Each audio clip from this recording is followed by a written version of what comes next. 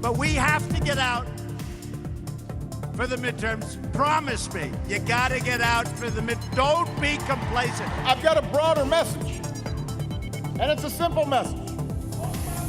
Vote. Midterm elections in America. Next month, Americans will head to the ballot box to vote in what is seen as a pivotal midterm election. Voters will send a message to President Trump, either one of support or a demand for change. Today on Plugged In, we will show you what's at stake, not just here in the United States, but also for the rest of the world. Hello and welcome to Plugged In. I'm Jim Malone, filling in this week for Greta Van Susteren, who's on assignment. On today's show, former chairman of the Republican National Committee and the former lieutenant governor of Maryland, Michael Steele, gives us the GOP's plan for the November midterms. Congressman Dutch Ruppersberger, U.S. representative from the state of Maryland, will tell us about the Democrats' strategy to take back control of the House of Representatives. And VOA News reporters from around the world will give us their global perspective on the U.S. midterm elections. We are live on Facebook at Voice of America, and we want your comments and questions. In 5 weeks, U.S. voters will head to the polls to elect a new Congress. The outcome will have a profound impact on the next 2 years of Donald Trump's presidency. Now, intensity is building for the November 6th election, especially among opposition Democrats seeking to win back control of the House of Representatives and perhaps even the Senate. But the polarizing battle over Supreme Court nominee Brett Kavanaugh seems to be mobilizing voters in both political parties, and VOA's Mil Arcega has the latest. President Trump on the campaign trail in West Virginia, whipping up support for his embattled Supreme Court nominee, Brett Kavanaugh. I'm not running, but I'm really running. That's why I'm all over the place fighting for great candidates. You see what's going on. You see this horrible, horrible, radical group of Democrats. You see it happening right now. The confirmation battle intensified even more after last week's riveting testimony by Kavanaugh accuser Christine Blasey Ford and the judge's defiant denial. Brett's assault on me drastically altered my life. For a very long time, I was too afraid and ashamed to tell anyone these details. This confirmation process has become a national disgrace. You have replaced advice and consent with search and destroy. Amid the furor over Kavanaugh, Trump is making a furious push around the country to help Republicans hold their narrow majority in the Senate. Promise me, you gotta get out for the Don't be complacent. You gotta get out for the midterm. You gotta vote. But Democrats have some star power of their own, determined to boost turnout, including Trump's predecessor, Barack Obama. They say, well, I'm going to wait until the presidential election. This one is actually more important. This is actually more important than any election that we've seen in a long time. Trump will be the central figure in next month's election, likely motivating both sides, says John Fortier. He has been out there endorsing people, working in a way that many thought when he was elected he would not be really within the Republican Party or working with other candidates. He's fully in, for better or worse, and will certainly help some candidates in Republican places, but may turn off people in others. Democrats have been turning out in big numbers in special elections and in primaries, a positive sign for November, says Jim Kessler. I expect Democrats to take the House. I now even think they might take the Senate, even though the map is so difficult out there. The excitement among Democratic voters is very, very high. Republican voters are turning out too, but Democratic voters are really turning out. And we will make America great again. Thank you, West Virginia. Thank you. Trump is expected to stay busy on the campaign trail right up until Election Day, hoping to blunt a Democratic surge that could severely limit his presidency. Historically, the party that holds the White House loses congressional seats in midterm elections. But there have been exceptions. In the 2002 midterms, Republicans actually gained seats with President George W. Bush in the White House. 2 years later, Bush won re-election and famously announced that he had earned political capital and that he intended to use it. This year, Republicans are defending their House and Senate majorities amid predictions from some experts of what's known as a blue wave that could sweep Democrats back into power on Capitol Hill. Here to discuss the Republican outlook for the 2018 midterms is Michael Steele, former Republican National Committee chairman and host of his weekly podcast, Man of Steel. Welcome. It's good to be with you. I want to ask you what the frame of mind right now among Republicans is as we look ahead to the November voting. Publicly, what you heard the president say, get out and vote, let's not sit on our laurels. We have a lot of work to do. Privately, they are very nervous. I would even say somewhat scared about what this election portends for their majority, certainly in the House. Which is beyond in play. I mean, your lead-in was right on point in terms of the dynamics and what's going on. But what is not really focused on, and is the undercard here, is the fact that independent voters who typically swing towards Republicans in these elections. That's how Republicans typically hold majorities or gain their majorities, particularly in areas where Democrats seem to be strong. Those independent voters are now swinging towards the Democratic Party. And that is the problem because it changes the numbers game for Republicans, even in states where you would think, and we've seen it already, where the Republican stronghold was such that they would hold control. Right. They lose control because of those independent voters. Why are those independents shifting, do you think? Because this election is a referendum on the president, as most, if not all, midterms are. But this is different. This is seeing the president on the ballot in a way that we typically don't. Usually it's about their policies or some global issue, as we saw in the Bush terms with the war, for example, or the economy that we saw in the 2008 cycle. This is about the president. It's personal because the president has made it personal because that's how he does things. It's all about him. All right, fine. You want it to be about you? Well, every candidate on the ballot now has to account for your behavior, has to account for your tweets. And that's where you see the energy from Democrats, where you see, quite frankly, a rather flat line among Republicans because they support the guys like, this is our guy. We don't have to go out. He's not on the ballot. Why do I have to go out? Right. Which is why you see them now stomping so hard because they know if that base does not turn out, the numbers could be a lot worse. I mean, you were running the party in a time when I think you guys made tremendous inroads into the Obama administration, 2010 midterms. You're on sort of looking at it from the other side now. Do you see the same type of wave building this year? Yeah, I do. And it's unfortunate because, the effort that we put in to take the House, to build the House that we now have, to watch folks over the last 8 years basically tear up the floorboards and knock out the windows is difficult. But this is the consequence of a lack of governing, the failure on health care, the failure really in the battles that we've seen on a number of other issues between and among Republicans has been one of those wedges that has sort of dampened the base support. About 30 seconds left, but if Democrats do take one or both chambers back in November, what's the outlook for governing for the next 2 years? The outlook for governing is going to be pretty much the way we saw it in the Obama years. But here's the difference I think a lot of Republicans don't really account for, and that is Donald Trump doesn't care who's sitting across the table from him. It could be a Democrat, it could be a Republican, it could be Mickey Mouse. He'll do a deal with whomever's there. So it doesn't matter, and we've already seen him throw Republicans under the bus before. It's not hard for him. Michael Steele, thanks so much for your time today. I really appreciate it. This November, the U.S. House of Representatives is likely to welcome its first 2 Muslim American women as lawmakers. They would join Indiana Congressman Andre Carson as members of Congress, representing an often misunderstood and marginalized faith. As VOA's Kane Faribaugh reports, these candidates represent the changing face of the U.S. Congress.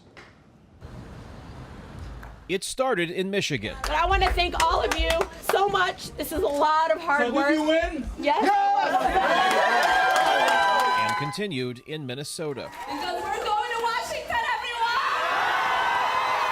everyone! And neither Ilhan Omar nor Rashida Tlaib believe it will end in Washington, D.C. This win would mean so much more than just a seat in Congress.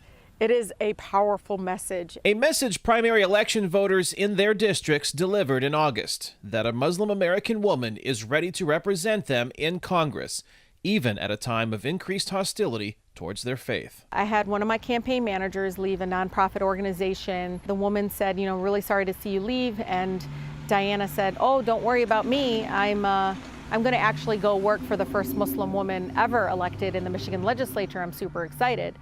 And she said, they're in our government.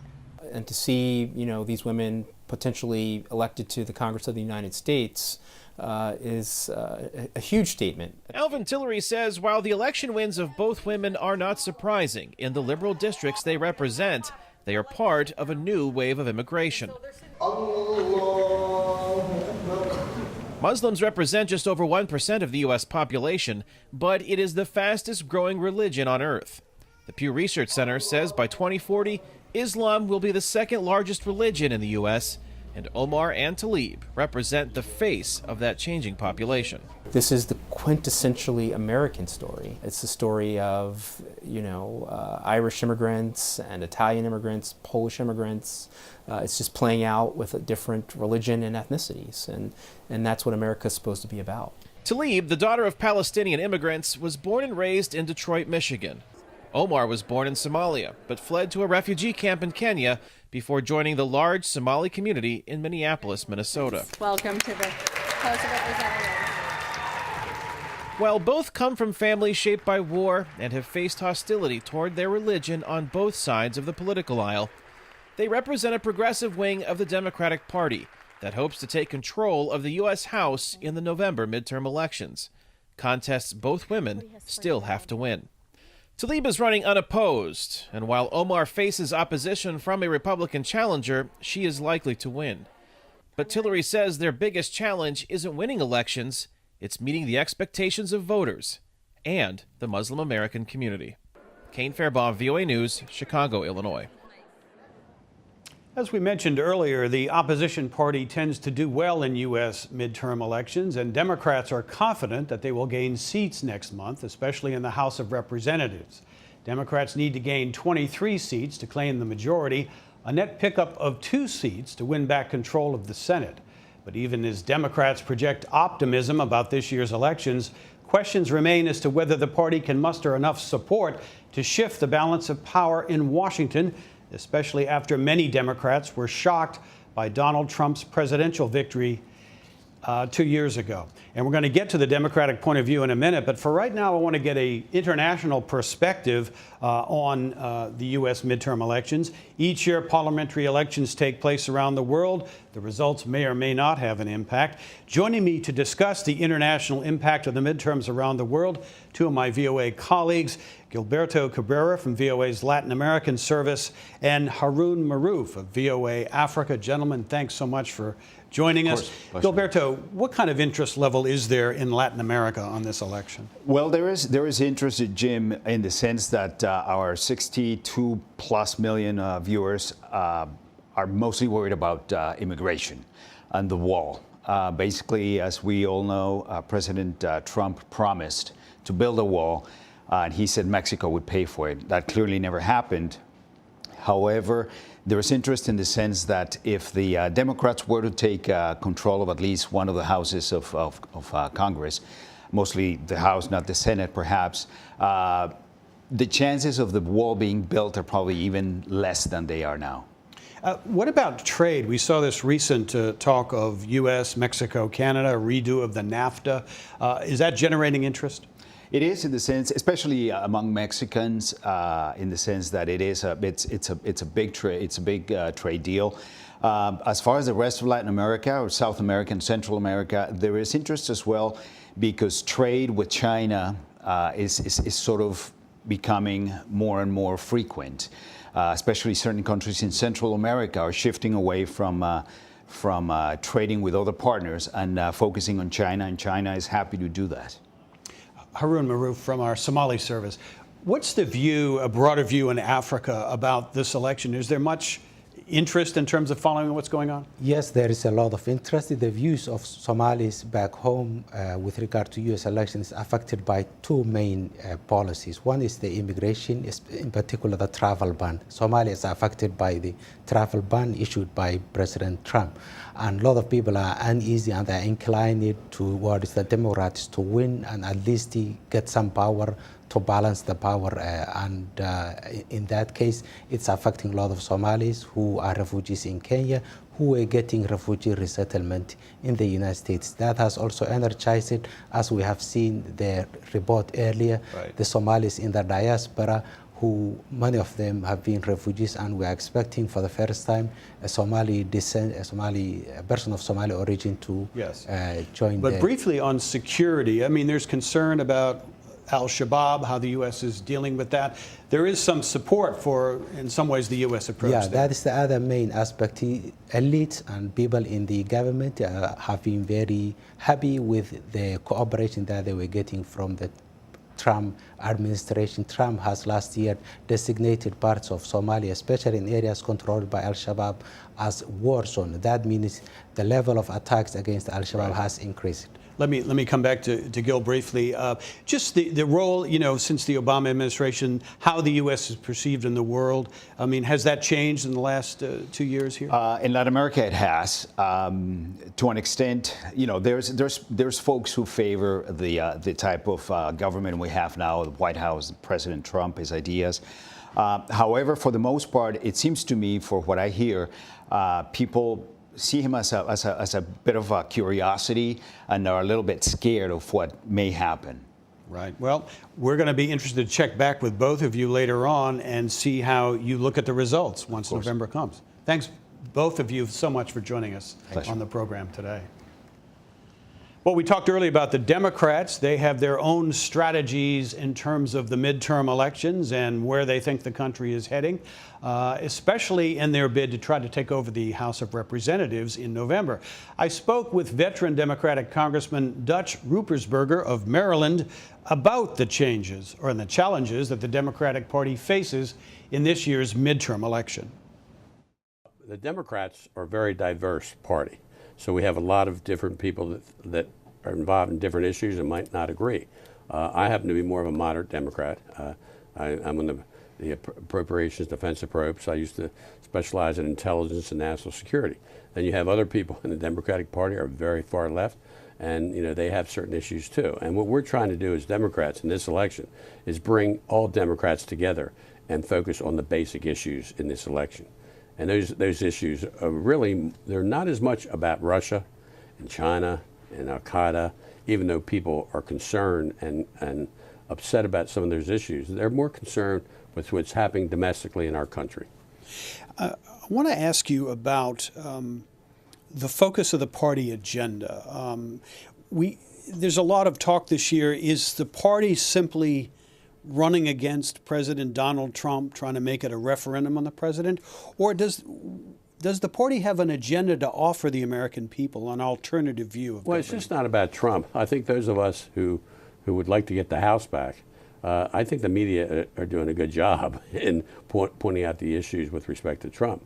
I think really what we're trying to do as Democrats to bring all Democrats together is say the middle class is still hurting.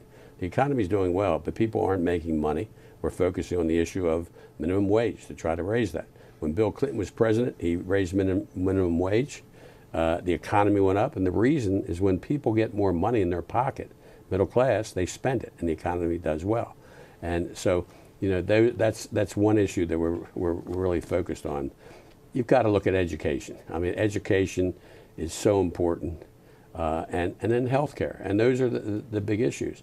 And what really bothers me, and I think our party generally, is that it seems that the policies of this president, it's not about helping people. If you want to be an elected official, you want to be in office, and you want to make a difference to help people.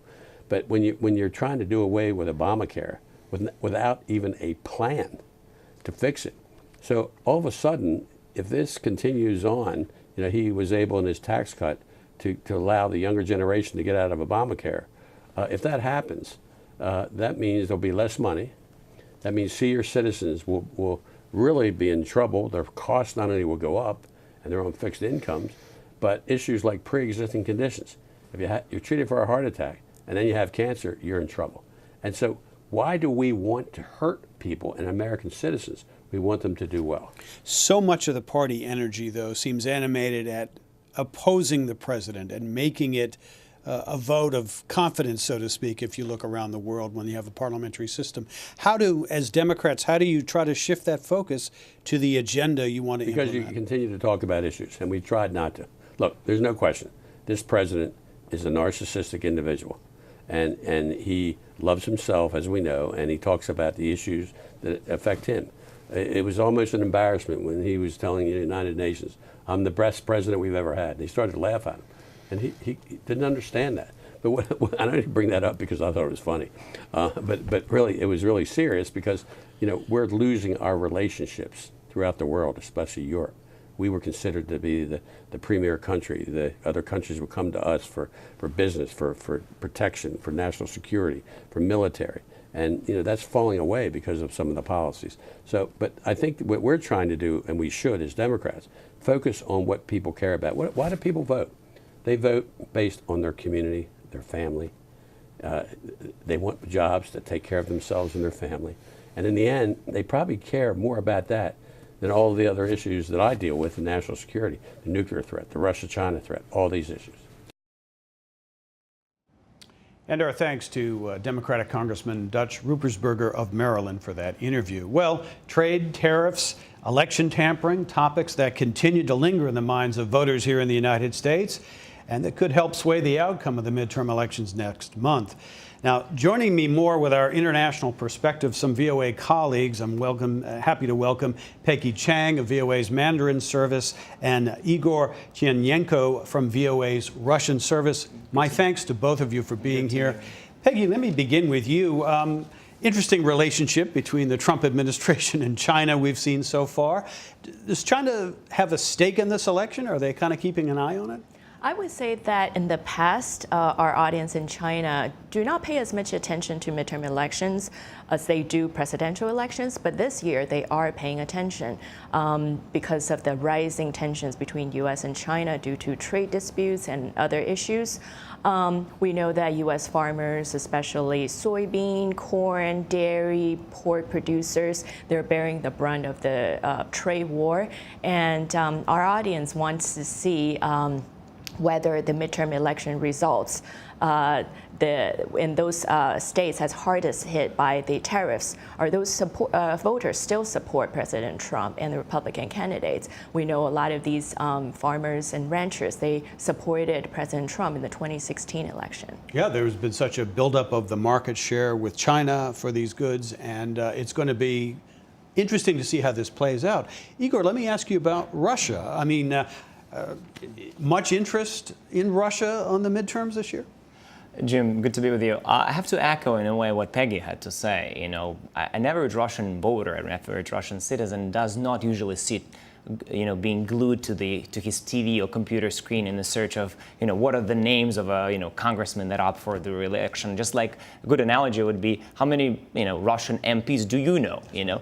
And the answer is probably not many, or if any, and it's understandable. Now, a lot has changed since the year of 2016, ever since Donald Trump has been elected. As Kellyanne Conway, the counselor to the president, said herself, ever since it's been all Russia, Russia, Russia, and she's right in a way. American media, mainstream media, has focused a lot on covering, all these scandals that the Trump administration immersed itself in with regards to Russia, and it's finding a reflection in the Russian media coverage. So Russian citizens do know what the American media is covering. They do know what's being discussed in Washington, and of course they're concerned what's going to happen in these midterm elections in general, because they know that new sanctions might be imposed, and if that happens, obviously their life might be changed, at least economically. Peggy, in terms of China, say the Chinese government, there's this yin and yang in terms of dealing with the president, the Trump administration on trade. Is there a possibility of an agreement? Do you sense that the Chinese government has a particular outcome in mind that they would prefer for the election? Do they want a strengthened Donald Trump or one who may be challenged by a strengthened Democratic opposition? I think a lot of analysts said that the Chinese government is trying to hurt President Trump politically by hurting his supporters economically through trade. And from a lot of analysts' reports saying that it's the Chinese government is conducting a more of a long-term look and of a long-term strategy to have an influence campaign in the U.S. They don't necessarily, in the long run, favor any party. They're very patient, so the influence campaign may last many years and you don't see the result. It's a little bit different from what we think about the Russian meddling of the 2016 election. Well, speaking of the Russian meddling, I'm glad you brought that up, because even though a lot of Russians may not know a lot about the specifics, we know there were certain sectors of the government that were very interested, at least in the last election.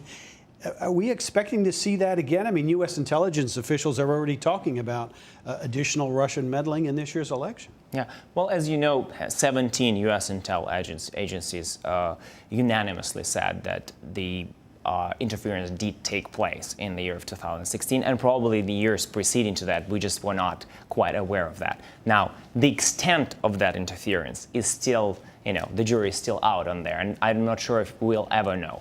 The fact of the matter is, as we know from the open sources, just like myself, there are reports that, excuse me, that there is continued interference that is happening these days. Again, the extent of which we probably don't know, and it's all in classified documents that are, very few pairs of eyes that are reading now. But the bigger question is what the U.S. is doing. I know that now, currently, there are hearings ongoing on the Capitol Hill. They started just about an hour ago on that question. What about President Putin? Does he have an interest in seeing Donald Trump strengthened from the elections? Or, I mean, there seems to be a relationship there that has been budding, and I just wonder how the Kremlin leadership might look at it. I think it's an excellent question in a way that there will be a split among analysts in answering that question for one simple reason. Donald Trump has won, yes, and that's what it looks like. That's what Putin wanted, but it looks like also that it looks like Putin has shot himself in the foot with that, because the amount of sanctions and amount of scrutiny that is dedicated to Russia, including Russia's interference and meddling into U.S. affairs, has been magnified, quadrupled, by a number of times. So we don't know what's in the minds of the Kremlin. It looks like Mr. Trump refuses to criticize Putin for whatever reason, still again unknown. So it's very hard to say who they would prefer to be in the Oval Office next. Peggy, last word to you. Just a few seconds left, but I mean, do you think that China will have a little more interest in this midterm, given that it is seen here in this country as a referendum on President Trump? Absolutely, absolutely. I think the Chinese government is paying close attention to it, and so are the Chinese audience. Thank you both so much. Peggy from Mandarin, Igor from Russian. Great to have you with us.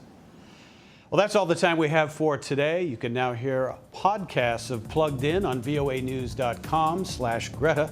Stay plugged in by liking us on Facebook at Voice of America. You can also like Greta's Facebook page at facebook.com/Greta. And follow Greta on Twitter @Greta.